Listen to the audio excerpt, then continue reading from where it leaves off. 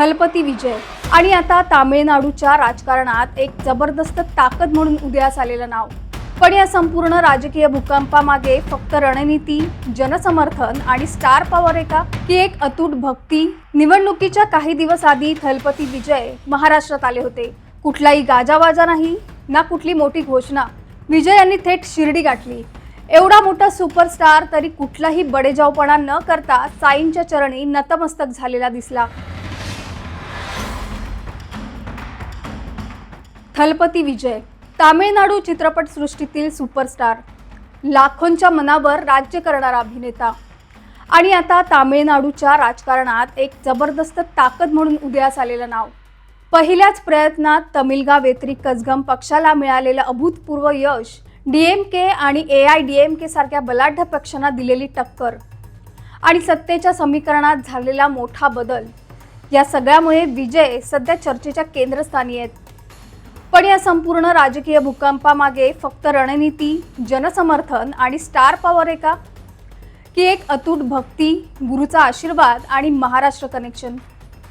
जन्मानं Christian असलेल्या थलपतीच्या आयुष्यात साईबाबांचं स्थान नेमकं काय? का बरं प्रत्येक मोठ्या कामापूर्वी तो शिर्डीला येतो? शिर्डीच्या साईंवर दक्षिणेतल्या नेत्या अभिनेत्यांची इतकी श्रद्धा तरी काय? या सगळ्या प्रश्नांची उत्तरं या व्हिडिओतून जाणून घेऊया। त्यामुळे हा व्हिडिओ शेवटपर्यंत बघा आणि टाइम्स नाऊ मराठीला लाईक, फॉलो आणि सबस्क्राईब करा। नमस्कार, मी कृपा, तुम्ही पाहताय टाइम्स नाऊ मराठी।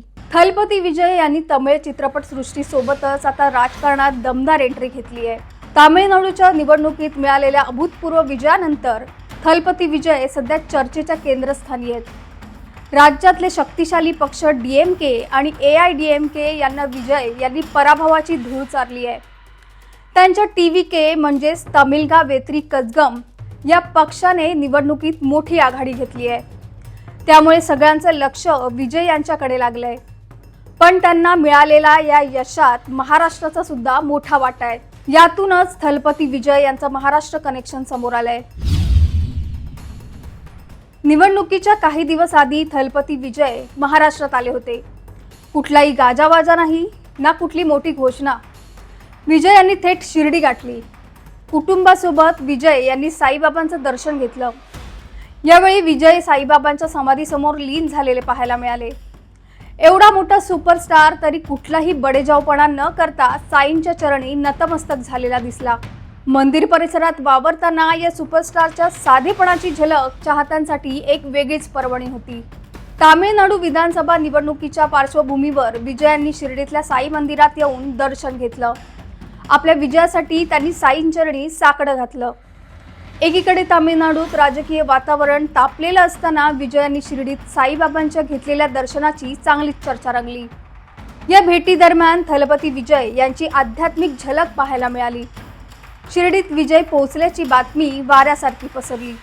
काही मिनिटातच मंदिर परिसरात चाहत्यांची गर्दी उसळली।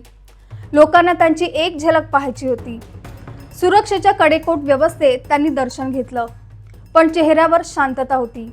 ना भाषण ना राजकीय विधान, फक्त अत्यंत साधेपणाने साईंच्या चरणी नतमस्तक झाले।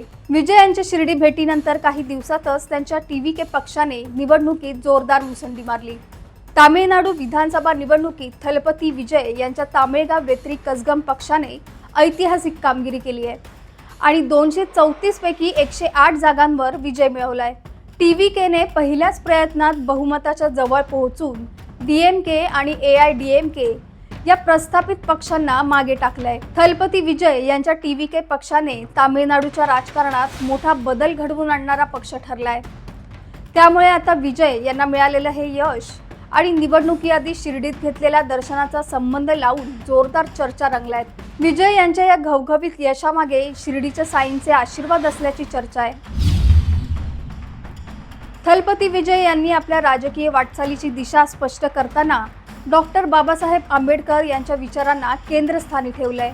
त्यांच्या तमिळगा वेत्री कझगम पक्षाच्या पहिल्याच मोठ्या सभेत व्यासपीठावर आंबेडकरांसोबतच पेरियार ई.व्ही. रामासामी यांचे फोटो ठळकपणे झळकले, ज्यातून विजय कोणत्या विचारधारेवर राजकारण करणार आहेत याचा स्पष्ट संदेश दिला गेला।